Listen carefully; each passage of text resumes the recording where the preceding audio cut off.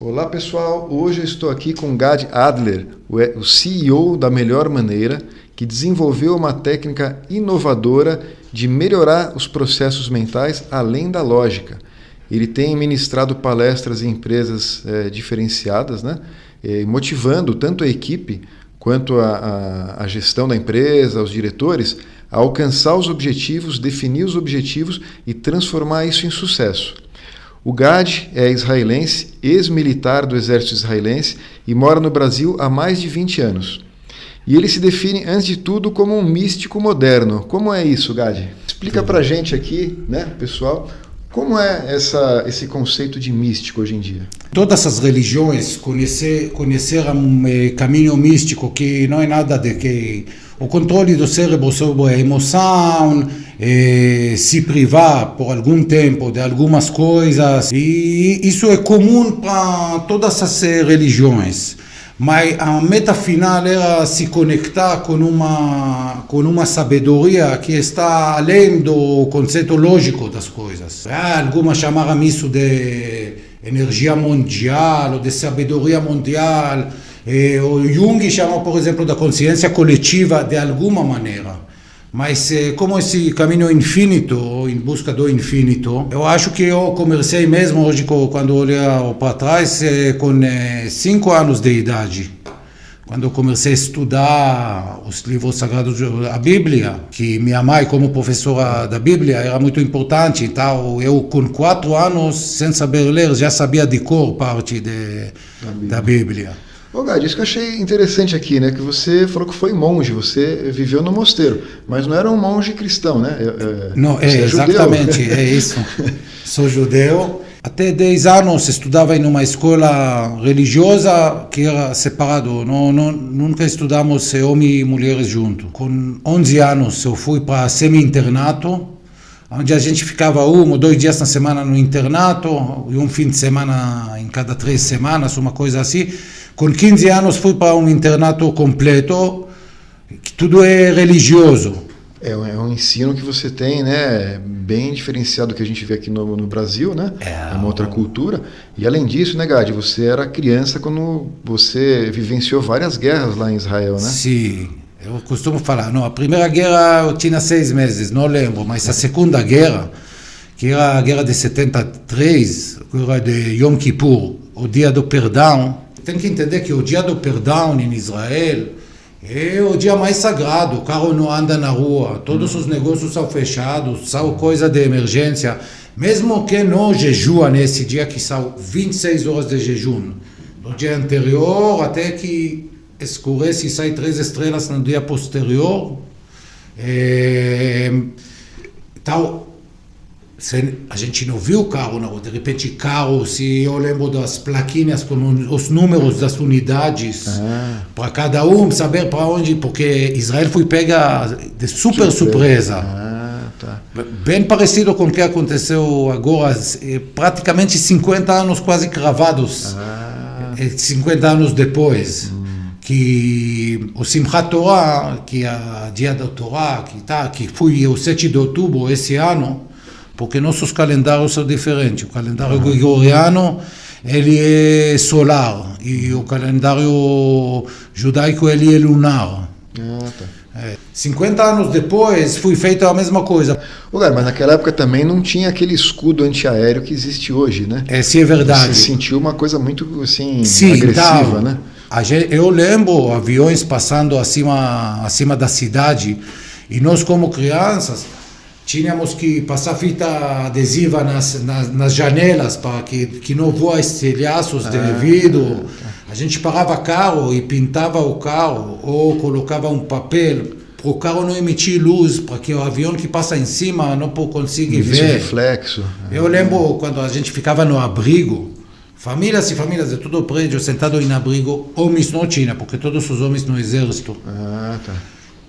Mas a coisa que mais me marcou, não sai da minha cabeça, eu lembro uma foto eu como criança ficando na calçada um dia, e na frente passou um cara sem perna, não sei se com o braço foi queimado tudo, porque na guerra de 73 os egípcios conseguiram enganar Israel e eles tinham míssil contra tanques. Eu tive amigo que o pai dele morreu. Tem todo esse processo de você crescer dentro disso aí. Muita gente mutilada, né? Pessoas que você conhecia. Queimados. Tinha muito queimado. Nossa, é uma muito coisa queimado. horrível mesmo. Os sírios usavam essas chamas. Ah, nossa. E chegavam a entrar dentro de Israel, invadiram ali mesmo. Não é como hoje. O que acontecia no início da guerra, os egípcios invadiram, quebraram a linha de defesa de Israel em Sinai, no sul de Israel. E os sírios entraram.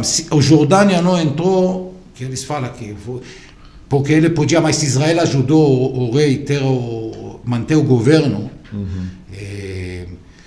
lá em 73, porque em 67 Israel expulsou os palestinos dos territórios, foram para a Jordânia, que a maioria, 70% da Jordânia são palestinos, de origem palestina. Então, os palestinos tentaram tirar o rei, o avô desse rei agora, se eu não me engano. Israel deu uma ajudinha aí para manter. Então, ele não entrou. Só que os sírios estavam chegando do norte e os egípcios do sul. E o que aconteceu? Pensou, não, vai acabar, então vamos lutar até o último homem. Só que Israel armou as armas atômicas e falavam todo mundo junto. E aí Estados Unidos mandou, eu acho que a França também mandaram munições, armamentos. Israel reverteu a guerra, tomou, se eu não me engano, as colinas do Golan, da Síria, e tomou do egípcio 3 vezes a terra de Israel, que é tudo o Sinai. Só que Israel devolveu tudo isso aí, no acordo. Sim. O egípcio recebeu tudo isso aí, e a faixa de Gaza é grudada, desde que Rafa, que é a última cidade, é dividida entre Israel e o egípcio, mas o Gaza eles não queriam.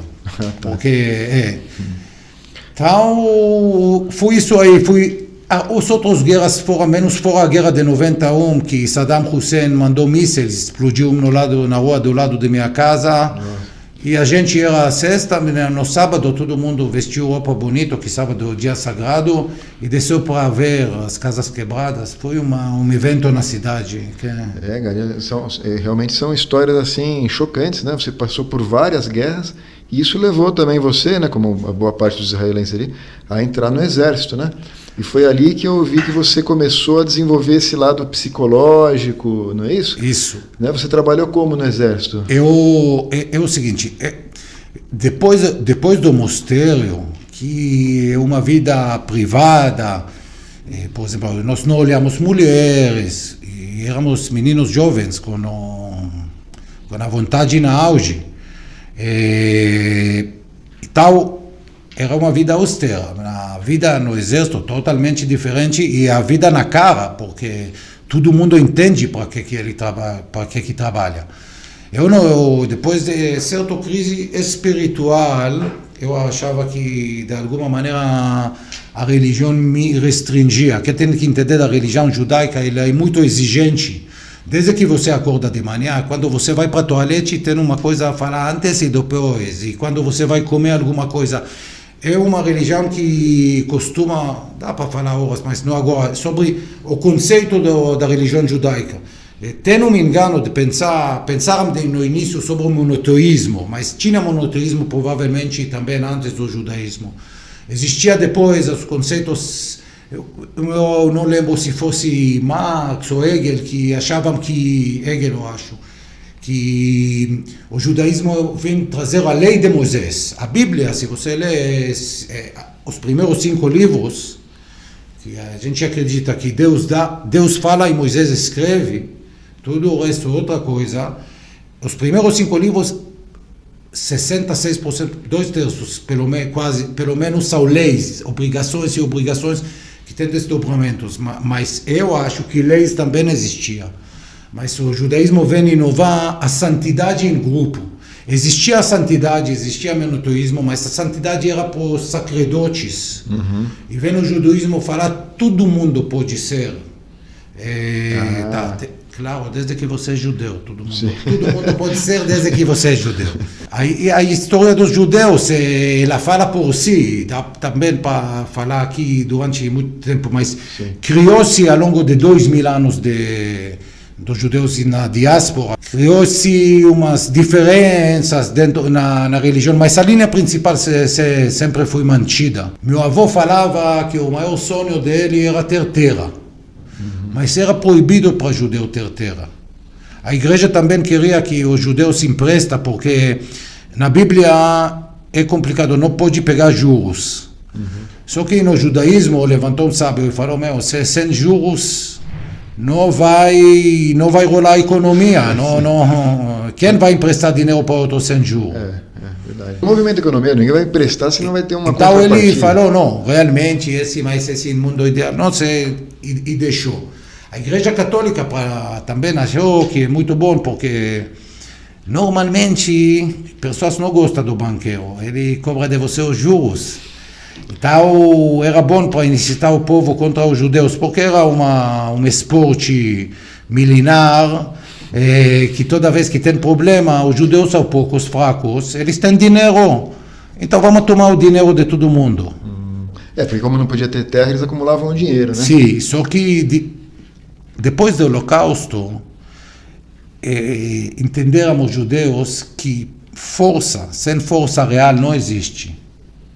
Força sem força real não existe, porque qual era a história judaica, assim, eu resumo ela mais ou menos assim. Os judeus vivem num lugar, prospera, faz o lugar prosperar, e aí o rei, por algum motivo, é assim, ou que ele quer o dinheiro dos judeus mesmo, ou ele precisa emprestado para a guerra. Quando ele vence, às vezes, ele devolve o dinheiro, às vezes não, dá lá uma expulsão, uma matança pequena e resolve a dívida. Porque não tinha esse poder. Então, fundou-se o Estado de Israel nessa premissa de criar o judeu novo e fundou acima das palavras nunca mais. Por isso eu acho, por exemplo, que as pessoas no mundo não entendem o que significa para nós o que aconteceu no 7 de outubro. Porque nós sempre falamos, claro que não é holocausto, mas sempre falamos, nós não vamos deixar isso acontecer. E aconteceu quando a gente está com o exército e tudo. Então, tem o meu interesse. Então, eu fui para o exército e eu fui no departamento psicológico. Eu sempre tinha eu estudava bastante coisa de psicologia. E lá eu tinha uma função de entrevistar pessoas para ver para aqueles mais ou menos adequados no exército. Ou ver o nível dele, psicotécnico. E entrevista. Nisso aí tinha técnicas que... Por pesquisas que fizeram, viram que é melhor a gente que passa curso entrevistando, que tem uma aproximação na idade do que psicólogos. E é isso, eu entrevistei quase 3.000 pessoas, mas isso me contribuiu bastante para a visão. Sempre gostei do ser humano e de entender como ele funciona. Já no exército eu comecei no tempo livre estudar bastante filosofia. Aí depois, você é formado em psicologia? Sim, eu fui para a universidade. Quando eu saí do exército, eu sempre achei que as maiores viagens são aqui dentro da cabeça e não fora. Porque eu sempre falo para as pessoas assim, para qualquer lugar que você vai, sua mente vai junto. Uma coisa você leva com certeza, e você mesmo. Então, no meados de meus estudos, que eu estudava filosofia e história, eu especializei nas religiões do Oriente, budismo, que eu sempre gostei, e judaísmo, que todo mundo pensa que é religião ocidental, mas a religião é asiática, a gente vive na Ásia. E o conceito oriental sempre foi claro. A parte da Grécia, que chamava Grécia, que era a Turquia, lá de Macedônia, sempre tinha uma filosofia mais mística. Pitágoras mexia em números, não para inventar essa equação, ele entendia o mundo de outra forma através de números. É difícil para pessoa como eu acreditar que todo esse mundo, todas essas galáxias acaba com minha capacidade de entender as coisas. Desde que eu não consigo enxergar as coisas exatamente como que são, ou são a mesma coisa em todas as dimensões, mas a resposta nunca é essa resposta de, se eu não entendo. Eu tinha um rabino que falava que quando chegou a eletricidade, passava fio, pessoas não viram nada, começaram a se pendurar, e queimaram, aí eles entenderam que existe também coisas que você não consegue ver. Essa que é a importância, né, do que a gente estava comentando, de você enxergar além da lógica, né? Porque a lógica seria um ponto de vista, vamos dizer, né? A lógica e física mecânica, até física, ela é ótima para manipular o mundo hoje. Não, nós estamos acostumados a viver em um mundo que está em confronto o tempo todo. Eu acho que uma das coisas mais interessantes é olhar o mundo de forma de também, não só ou. Não é ou assim ou assim. Normalmente, quando dois sistemas se apresentam, Hegel fala isso, é tese, antítese e síntese. Cada lado tem as coisas boas dele, tem mais, tem menos, tem coisas conflitantes, mas no final, em processos históricos, a tendência é que o bom senso se prevalece. Hegel descreve esse movimento como um movimento, por exemplo, mundo filosófico desenvolve e muitas coisas nesse mundo. Eu não tenho certeza, que Marx tinha uma visão um pouco diferente. Do que foi explorado, né? Faz parte da dialética. Eu fui, de um lado, super cético. Então, quais que são meus conceitos, por exemplo, sobre a mística? Eu não me interesso em histórias. Se funciona, é válido, e se não funciona, porque, com todo respeito, porque tem muita gente que acredita nisso, a lei da atração. A lei da atração. Sim. Eu sempre pergunto para os caras que ensinam a lei da atração, então faz isso e você vai ter 10 vezes, mas você ensina. Porque o que tem que lembrar, esse assunto existe efeito placebo. Se eu coloco, por exemplo, eu estou escolhendo pessoas que querem mudar de vida, já vai chegar a 1000 pessoas meio sugestionados, a gente chama isso aí. E eu falo para eles assim, vocês conseguem, vocês vão para frente, cada um de vocês começa a fazer coisas hoje. Só isso. A chance que, pelo efeito placebo, 30% vai melhorar de vida é grande. O remédio tem que ser comprovado acima do efeito placebo. É verdade. Efeito placebo é, de alguma maneira, o poder da mente. Sim. E não é nada de novo místico. Por exemplo, quando uma pessoa direciona o pensamento positivo, a dopamina sobe e isso tem influência. Então, a tendência a ficar com mais e mais dopaminas. Mas isso aí sempre é a discussão que o estado mental consegue alterar o estado físico do corpo. Sim. Entre o conceito de fé, né, Gadi, que a gente estava conversando, que é mais amplo, vamos dizer, né, que é isso que dá esse poder mental também, né? Então... Sim, eu acho a fé é o maior poder que existe para o ser humano. Ele é, de alguma maneira, resumo de muitos poderes juntos. Pascal tinha, por exemplo, o argumento da utilidade. Ele falava, escuta, a vida de uma pessoa religiosa é uma vida boa, ele tem uma família estruturada, nós sabemos todo esse valor, essa chance que os filhos deles vão. E aí assim, se eu estou certo, você ganhou aqui e aqui. Se eu estou errado, mesmo se você curtiu aqui, você vai sofrer na eternidade. Eu penso sempre que esse poder da fé, de onde ele vem? Porque é diferente do argumento, porque os caras falam, quem se diz ateu, muitas vezes ele fala sobre a escatologia, que o ser humano saiu, viu a montanha e não sabe o que fazer. Diante desse desespero e o medo, ele cria, na montanha senta uma identidade que controla, então sim, vamos fazer isso. Aí eles fazem alguma coisa e a montanha não volta, então eles falam, não, esse aí funciona. Mas a fé não é isso. E de onde vem a fé? Então, e existe quase uma necessidade de pessoas mesmo se eles não acreditam em Deus monoteísta, eles acreditam em alguma coisa. E mesmo o cara que acredita em um monte de deuses, como o Shinto no Japão, por exemplo, e essa necessidade ele se explica com medo, mas a fé de onde vem? Eu penso sobre isso aí. Sim.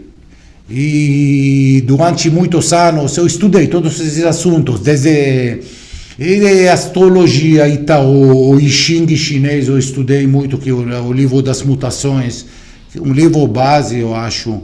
Bhagavad Gita, a Bíblia, os livros da Bíblia, nem precisa fazer estudo até hoje.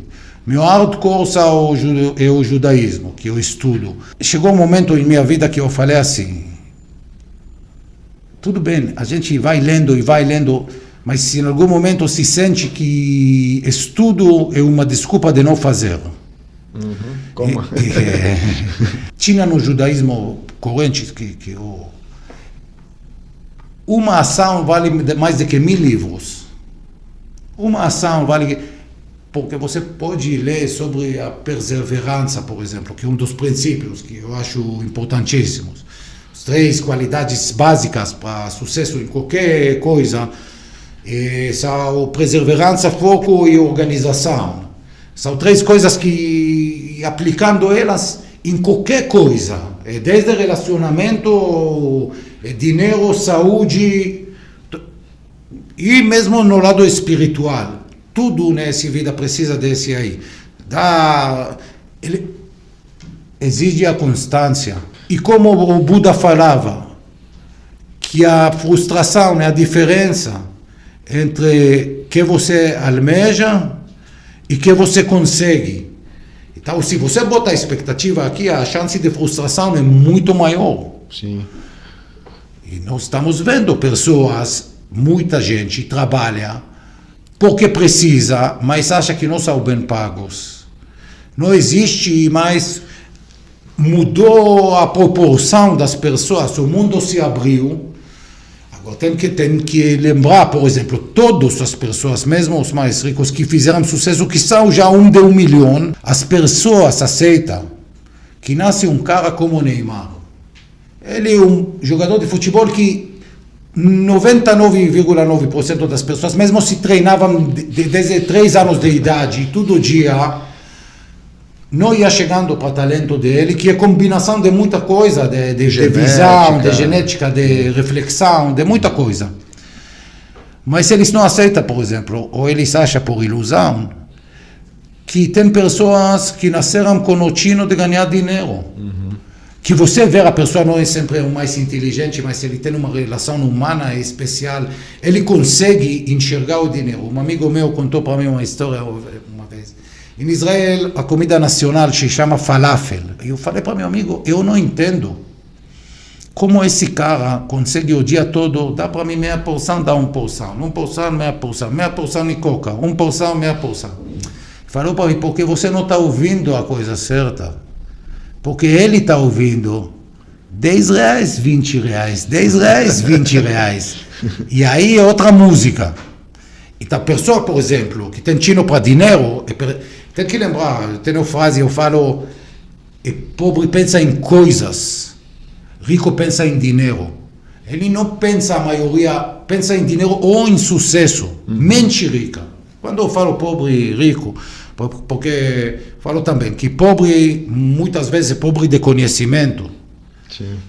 Não menos pobre, mas mente que não quer prosperar, ela pensa em coisas, eu queria essa casa, mas rico pensa em dinheiro, eu quero dinheiro, e mais dinheiro, mas você já tem, mas eu quero, porque ele quer dinheiro. Sim. É diferente querer dinheiro e querer Lamborghini, é diferente.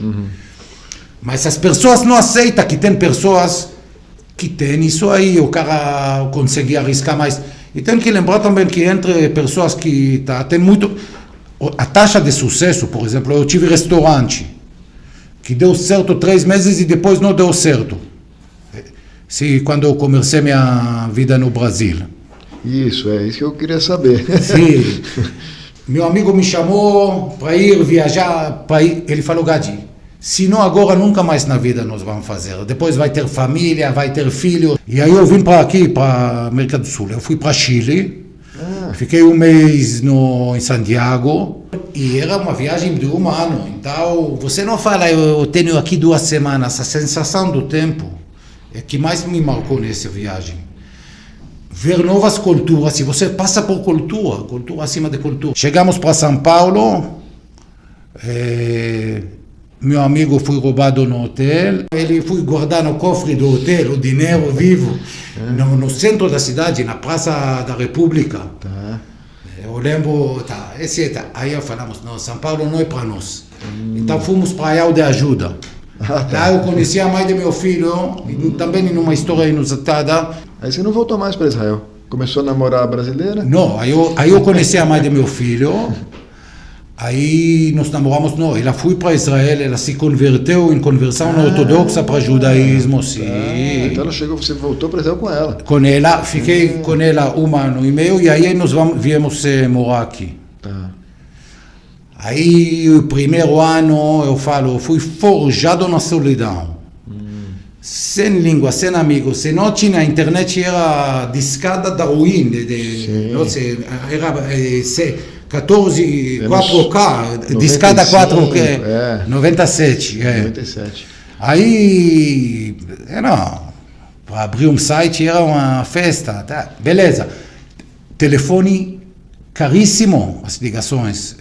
Quando minha mãe ficou doente, eu ligava, gastava barbaridades com isso aí, mas a mãe do meu filho saía para trabalhar cedo, eu ficava até... Você não falava português? Não tinha nada, como arrumar nem televisão, trabalho. nem nada, não tinha TV a cabo, pode ser que tinha, inglês também não é minha língua mãe, é melhor.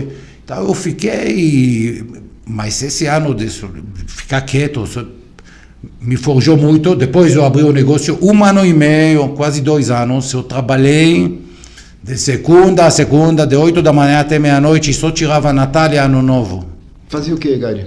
Eu tinha entrega de galeto na brasa. Olha. Sim, eu sempre queria ter loja. Tá. Agora eu tenho uma loja no Santo Amaro. Judeu...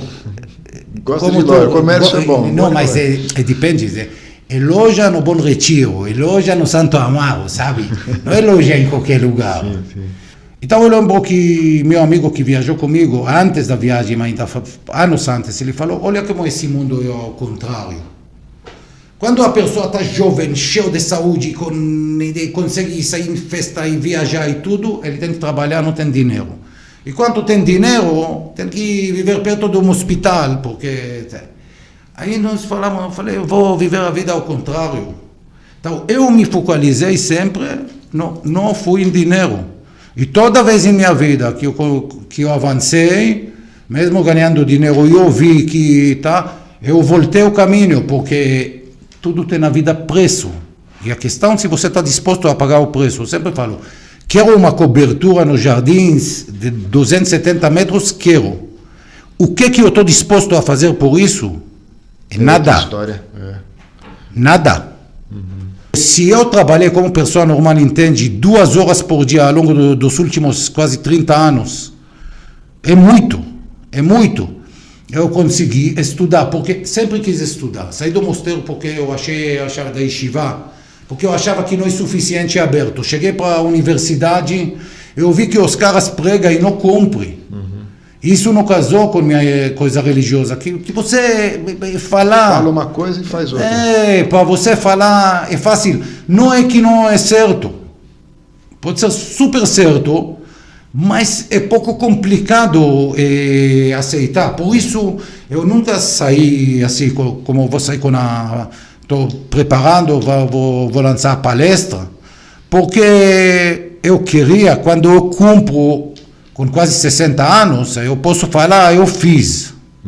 São princípios que a gente fala, só para falar rápido, que são a perseverança, a persistência, o foco e a organização.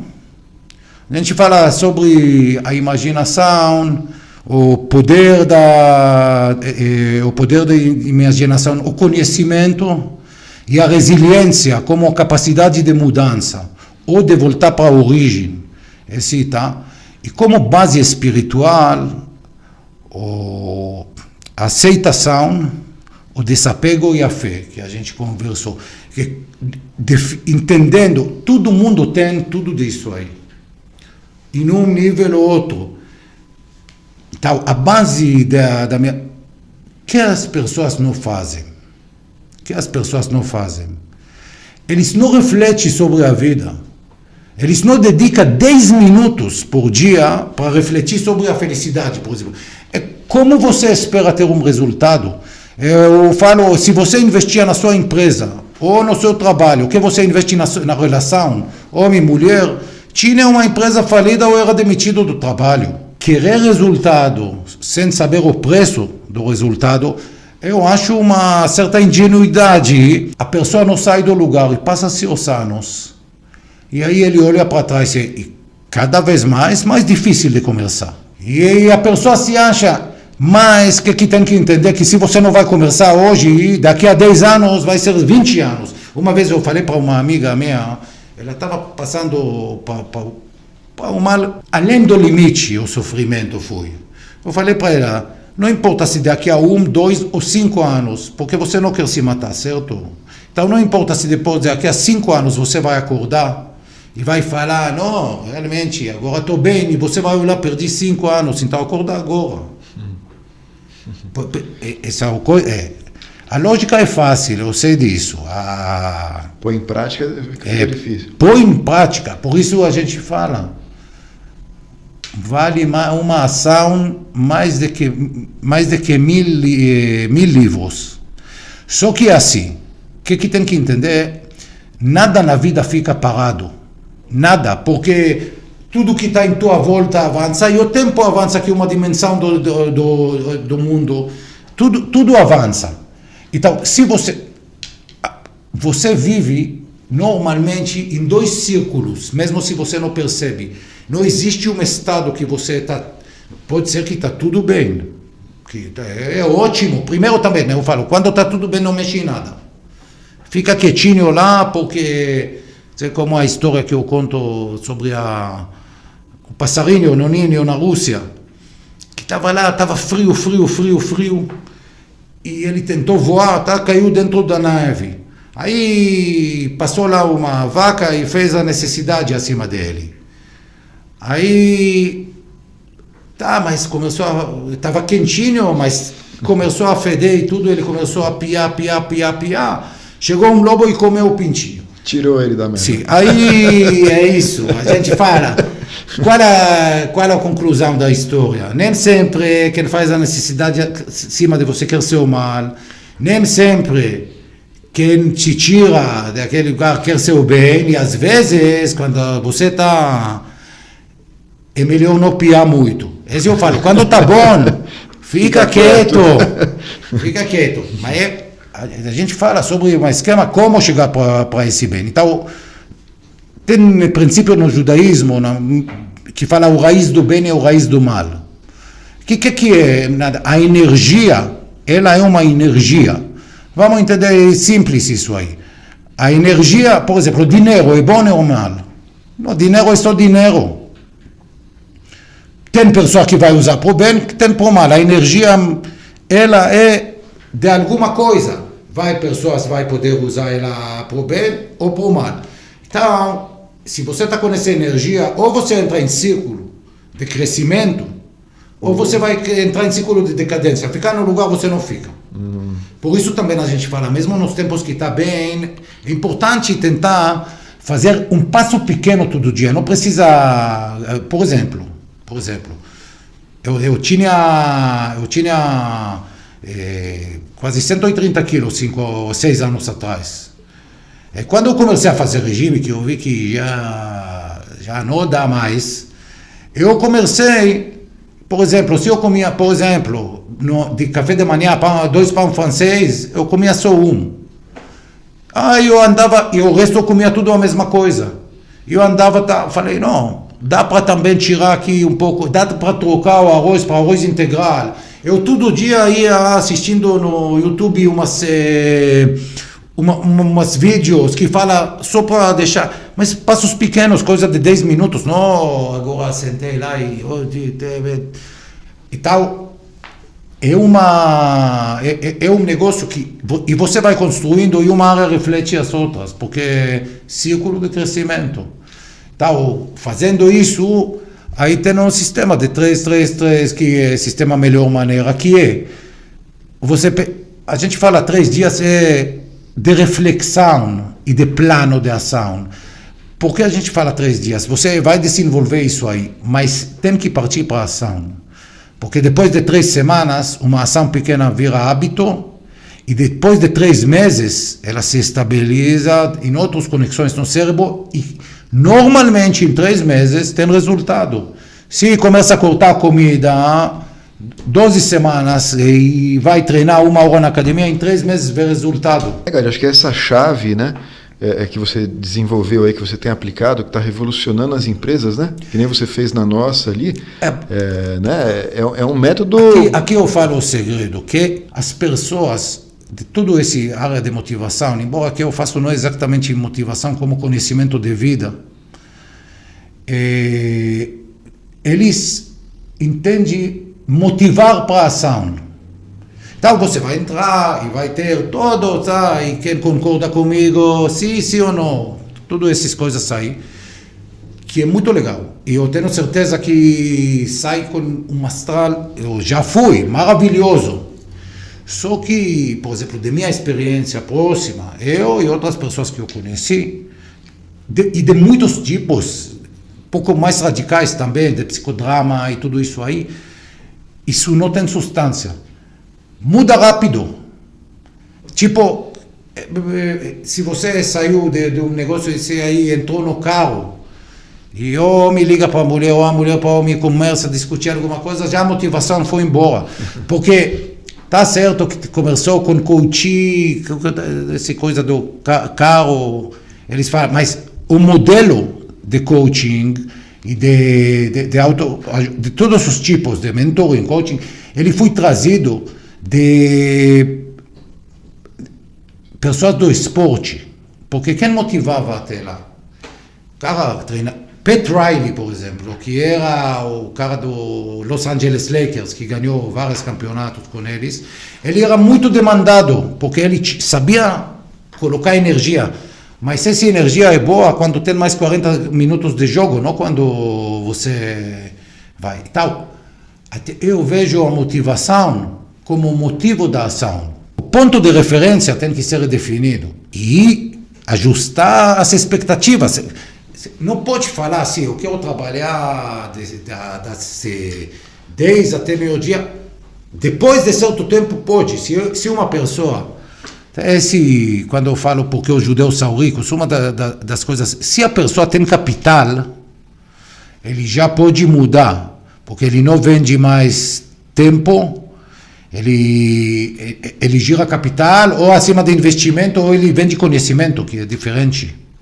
Como médico, por exemplo, ele não vende o tempo, embora é por hora. Ele vende o conhecimento dele. Então, aí sim, aí é um caminho, mas até esse momento, não dá para pensar, eu vou fazer um trabalho na boa, tal, e eu vou ser milionário. Porque nenhum milionário também trabalha desse jeito. Só quem herdou. Tá, aí é outro jogo. E todas essas técnicas aí que você tem aplicado nas palestras nas empresas, né, Gadi? Isso que tem feito essa mudança, né? Uma mudança, como a gente falou ali, acima da lógica, né? A mente da pessoa começa a trabalhar dentro de um foco e isso beneficia tanto a empresa como o próprio colaborador, né? Começa a andar meio que em sintonia, entender um ou outro e chegar ao sucesso de cada um. Né? No momento que pessoas felizes fazem um mundo melhor e trazem resultados melhores. Eu acho que se a pessoa ajusta e ele está feliz com a vida pessoal, acha e está bem para ele na empresa, e normalmente quem está bem consigo mesmo, está bem com o mundo. Normalmente pessoas que não são de bem, alguma coisa ele sofre. A pessoa não sei se tem genética, eu não sou para falar isso aí, mas no geral, fazendo o bem, eu costumo falar, funcionário feliz é funcionário que produz mais. Agora você fala para ele que ele pode ser o Bill Gates e ele ganha, mesmo se ele ganha 5 mil por mês, é uma longa caminhada. Sim, né? Mesmo o cara que fala não vai ser Bill Gates. Voltando com você para essa coisa da lei da atração. Não. É desentendimento. Não, se você vai sentar e vai concentrar e vai retornar para você do universo.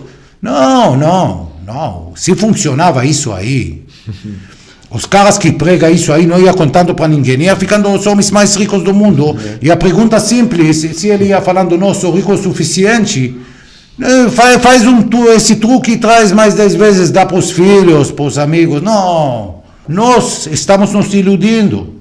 Olhando fotos, olhando situações e julgando de uma forma que distorce a realidade para nós, e isso gera sofrimento para nós.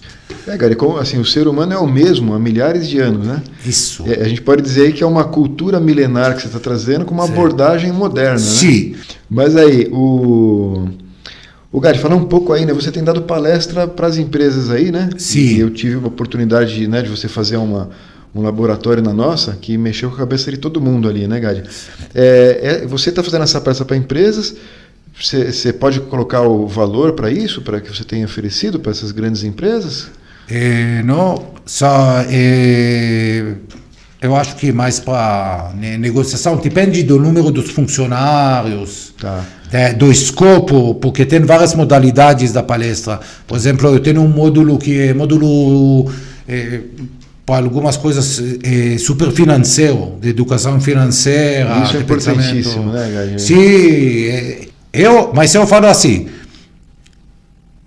se cada um tinha que ensinar o filho dele, eu acho que é mais importante que 90% dos estudos, os 3 princípios, assim, os 4 operações matemáticas, que são mais, menos, multiplicar e dividir, porcentagem básica, depois se quer porcentagem composta, na verdade, no final, que de matemática, ninguém fica aqui fazendo cálculos de como equações, de não sei o que, desenvolve o cérebro de certo sentido, importante, adoro matemática, acho uma linguagem que Deus fala com a humanidade, números e tudo isso aí, mas se sabia, tem que ensinar o filho, tem que saber como ganhar dinheiro, guardar o dinheiro, tem que saber economizar. Sabe, costumamos falar assim, qual é a diferença entre judeu e outra pessoa em termos financeiros? Pessoa normal costuma pensar assim, o que eu ganho, menos o que eu gasto, esse eu economizo. E judeu pensa o que eu ganho, menos o que eu economizo, com isso eu vivo. Sim. A economia, porque tem que entender uma coisa, quando pergunta a todos os caras super bem sucedidos na internet, se ia jogando você em um lugar que você não conhecia ninguém, sem internet, ninguém sabe quem é você, X, ou com 10 milhões de seguidores, primeiro eu preciso de capital. Agora, para ele isso é uma história, certo? Mas essa foi minha realidade, depois que falei o meu negócio, eu fiquei sem nada. Separei da mãe do meu filho, sem amigos, sem família, sem nada aqui no Brasil. Sem falar português naquela época? Eu falava já que eu tinha 2 anos demorei 9 meses para montar e 2 anos trabalhando, eu falava já, mas... E aí apareceu a oportunidade e eu consegui. Agora, esse eu considero uma vitória em minha vida, porque esse em 10 dedos, não pai, não tio, não um amigo, não um sogro, não um amigo do sogro, não um primo do tia, não é ninguém. Ninguém. Umas pessoas que me ajudaram de boa vontade, mas a princípio, de 10 dedos. Esse que eles falam, se acontecendo, para mim já aconteceu. E eu passei essa prova. Então, pensando em tudo isso aí, eu acho que a motivação no sentido de tem que ter, não tem nada conquistado nesse mundo sem esforço. O resto, aí esporte nacional, as pessoas estão se preocupando em reclamar. É o governo, é o Supremo, é o não sei quem, é o não sei... Não, é você. É você. Você não é tão grande, né, meu? Claro. Para que essa coisa influencia diretamente. Sim. Você não é tão grande. E esse é só desculpa para você não ir para frente. Ou desculpa para seu fracasso. Porque o governo fez isso. Tem caras realmente que sofrem disso aí. Normalmente não é o caso. A gente é pequeno o suficiente que até que dobrar o rendimento é uma meta bem real para nós. Sim. Para todo mundo. Agora, tem um fator decisivo. É não parar de fumar, é não emagrecer, é não ganhar dinheiro, é não mudar a relação. Tem que querer. Tem que estar disposto a ação e pagar o preço. Sun Tzu fala na arte da guerra que a diferença entre o grande general e o pequeno, que o grande general planeja bem, pensa bastante e quando ele age rápido e de forma decisiva. E o mal general age e depois pensa. Então tem que pensar, tem que planejar, mas tem que agir, que realmente, porque, vamos falar assim, que nessa vida não tinha uma ideia mirabolante que ele pensava que isso pode dar um monte de dinheiro. E e faltava dinheiro e não sei o que, ou ele viu que outro já fez. Ideias todo mundo tem. A gente conta isso aí que as galinhas dos judeus estavam morrendo, então ele foi para o rabino, então o rabino falou, eles estão na sombra, sim, então coloca eles no sol. E voltou depois de uma semana e falou que está morrendo. Então falou, muda a água que eles tomam. Aí ele está morrendo, ele voltou na terceira semana, ele falou, muda a comida. Na quarta semana o rabino falou para ele, escuta, você ainda tem galinhas? Porque eu conselhos tenho que não acaba mais. Que sabe, ideias boas todo mundo tem. Todo mundo tem ideias boas. O problema é concretizar, entender, dedicar, estudar, porque todo mundo tem ideia. Ô pessoal, aproveitando aqui, vocês estão vendo que aqui abaixo do vídeo tem um chat. Vocês podem perguntar o que quiser, a inteligência artificial responde aqui imediatamente. É uma inteligência artificial, né? Então ela pode errar, mas ela foi ensinada aqui para responder sobre o assunto que o Gad está falando. E a equipe do Gad também vai estar respondendo aqui as perguntas, né? O Gad, aproveitando, tem algumas perguntas interessantes que o pessoal fez aqui no chat, né? Como é que você resume, então, aí? Você já falou que foi do exército israelense, já foi monge, né? Foi empresário no Brasil, né? Você teve uma empresa aí que controlou um patrimônio aí de mais de R$1 bilhão, né? Na área de real estate, né?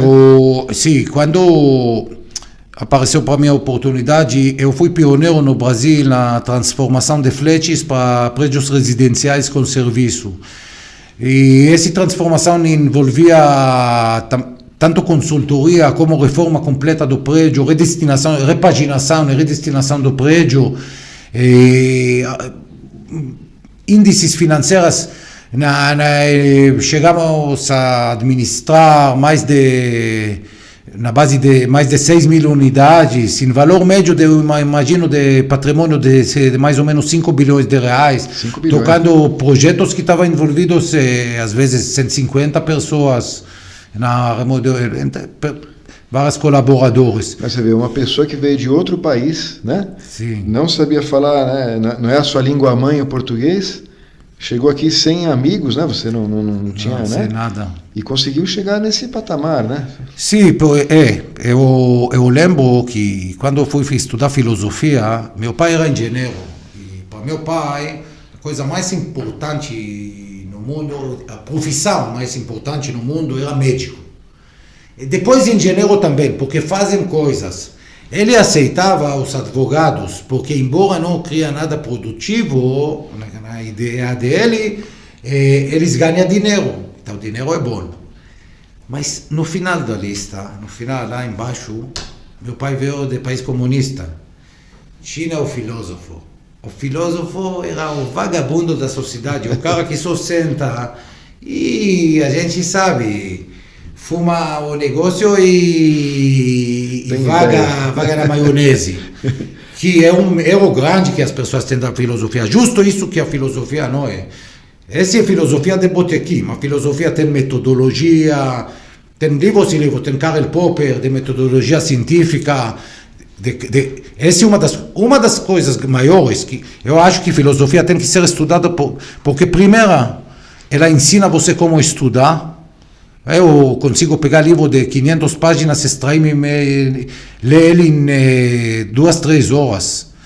Então, ela ensina você metodologia de pensar e de análise crítica. Ela não é nada mais. Meu pai pensava que é isso aí. Tinha medo, eu acho que lá tinha o crime de vagabundagem na União Soviética. Tinha o crime mesmo. Da Romênia. Sim, tinha crime de vagabundagem. Aí ele falou, você vai fazer o quê? Eu falei, vou fazer negócios. Graças a Deus, hoje eu fiz já. Às vezes eu ainda me acordo com esse grito de meu pai, que fala, como eu vou me virar? Eu sou filósofo, mas graças a Deus já virei. E ele chegou a ver você com sucesso? Sim, viu. Que bom. Eu trouxe ele e minha mãe aqui, foi um grande prazer para mim, sim, claro. Que depois de tudo isso ele ficou muito feliz. O Gadi, tem uma pergunta aqui interessante, né? Dada a sua experiência, o que você observa no mundo hoje, qual o seu maior medo para o futuro? Eu acho que o perigo real vem quando três fatores vai se unificar. A inteligência artificial, com a robótica e com o poder de cálculo quântico. Que além de ser, pelo que eu entendo, além de ser poder de cálculo infinitamente maior do que qualquer supercomputador que tem hoje, ele consegue, hoje o computador trabalha com sim ou não, ele consegue calcular o pode ser de alguma maneira, teoricamente, assim na teoria. Então, eu acho que o perigo lá, se isso sim, o ser humano, não, quando nós falamos no início sobre a energia está Coreia do Norte e Coreia do Sul tinha no início do ano vários conflitos de fronteira, acalmou um pouquinho, mas Estados Unidos todo dia avisaram, porque eles falam que China colocou como 2027 o tempo que eles vão ter o poder o suficiente, influência, tudo, momento certo para invadir o Taiwan. E a Marinha Americana é a função dela, de cuidar dessas coisas aí. E toda a situação no Oriente Médio, que tá aí na Rússia com a Ucrânia. Esse sem falar na África, que ninguém fala, no Sudão, que está morrendo gente, no Chad, está lá no Líbia, nem se fala. Então, mas a gente vê que como Einstein falou, ele falou, não sei como vai parecer a Terceira Guerra Mundial. Mas eu só sei que a quarta vai ser de pau e pedra. É verdade. Meu professor de hipnose, Fábio Puentes, falava para mim sempre, ele falava assim, se tu há problema tem uma solução, por que te preocupa? E se tu há problema não tem uma solução, por que te preocupa? A preocupação é opcional. A preocupação é opcional. A dor é inevitável, mas o sofrimento é evitável. Uma das coisas de judeus é isso. É interessante quem vê o livro de Juízes na Bíblia, ele vê qual é a história lá. O povo de Israel sofre dos palestinos, que são outros povos de Creta, que vieram pelo mar, finiques, gregos que vieram pelo mar, ficaram em Gaza, e os caras estão roubando, e o povo judeu agricultor. Aí ele chama quem? O profeta dizia, é o cara que tem lá umas 200, 300 caras que andam com ele, e ele mais ou menos cuida das coisas, nem sempre. E Deus trata ele como os maiores profetas mais sagrados. Esse, para um estudo bíblico, é super interessante isso aí. Mas mesmo na época deles, quando Deus escolhe a pessoa e bota o reino do Pai na terra, Está escrito no final de cada livro, depois de GPT, depois de Gideon, depois de Samson. ותשקוט הארץ 40 שנה. E tinha paz na terra por 40 anos. 40 anos é um número místico. É 40 anos que os judeus andaram no deserto, 40 dias que Moisés subiu na montanha de Sinai, 40 dias que Jesus foi no deserto, 40 é uma geração e mais. Tem vários sentidos no número 40. Então, 40 anos paz na terra.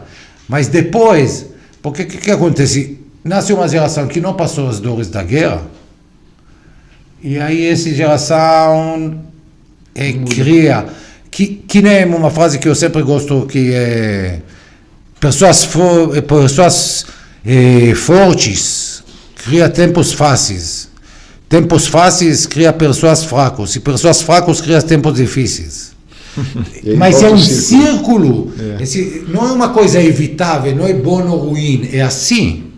É assim. E naturalmente que, por exemplo, quem ganha, pai que ganha dinheiro, ele quer que o filho viva, ele fala porque a motivação do filho é menor. A motivação do filho é menor.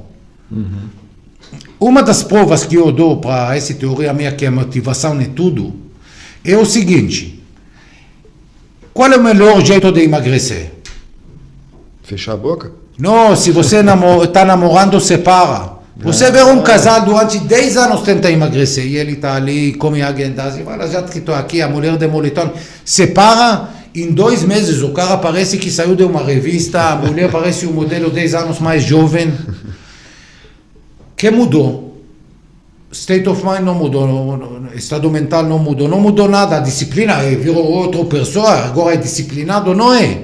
A motivação dele mudou, agora estou no mercado, agora tenho que brigar. Pessoa fuma a vida toda, fala para ele, saúde, tem um sustinho no coração, para de fumar. Que mudou? A motivação. Então, esse que a gente tem que olhar. Gadi, você desenvolveu uma técnica aí de manter essa motivação, né? Porque a gente vê, às vezes, tem um trabalho de coach, um trabalho, né, de um consultor, alguma coisa, você tem aquele pico de motivação na empresa, e aí passou os dias, uma semana, menos até, aquele foi embora, já perdeu aquele trabalho. E eu vejo que você está mantendo mais tempo, né? Esse eu falo, é um trabalho constante, que eu veio falar para as pessoas, é constante, mas é pequeno e é prazeroso depois de certo tempo. É ginástica. Muita gente que não gostava, a minha mulher não gostava de ginástica, mas depois de um mês, mais ou menos, que ela fez, ela passou a gostar, e até se sente falta. Vários amigos que eu falei para eles, não, começa só a fazer. E aí você ganha confiança, aí você pode aplicar isso em outra coisa, Não, a vida não a vida tem que ser vivida, ela não é vir para ser uma coisa pesada acima do ser humano, não acredito nisso.